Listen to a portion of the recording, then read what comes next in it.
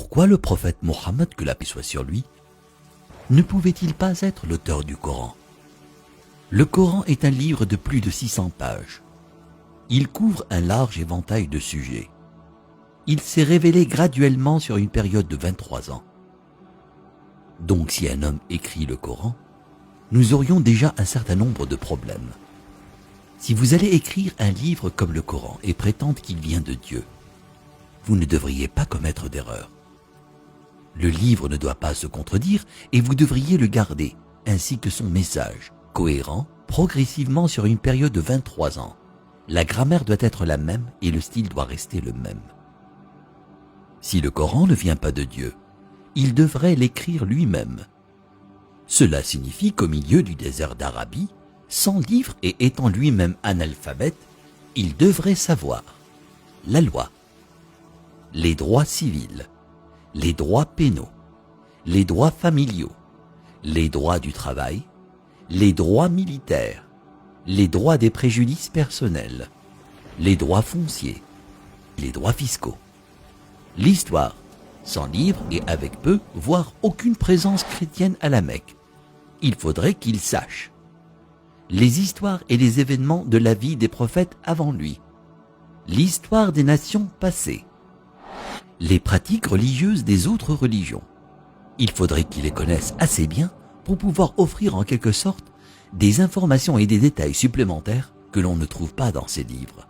Il faudrait qu'il sache comment développer une nation, un gouvernement, connaître le culte et la purification, inventer des lois alimentaires, connaître la psychologie, à propos de l'éducation des enfants, l'arbitrage, la répartition des richesses, la finance et les affaires, la science, l'embryologie, l'océanographie, la tectonique des plaques, la formation des nuages, les rayons ultraviolets, les plantes, les montagnes, les abeilles, le cerveau humain, le Big Bang, l'expansion de l'univers.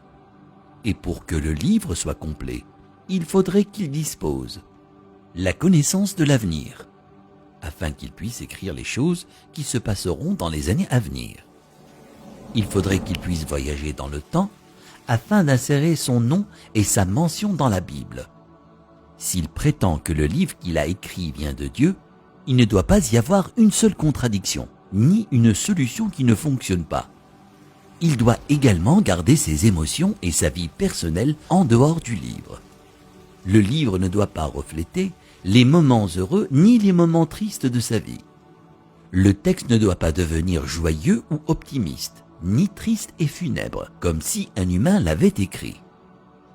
Mais quand vous lisez le Coran en entier, vous ne pouvez pas sentir quand sa femme est morte, quand ses filles se sont mariées, quand ses petits-enfants sont nés, quand il a été victorieux et quand il a été vaincu.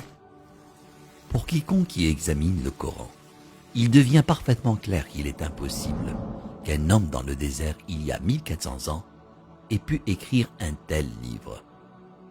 Mais qu'en serait-il si c'était un comité de brillants penseurs, une société secrète chargée de corriger, de mettre à jour et de réécrire le Coran au fil des années?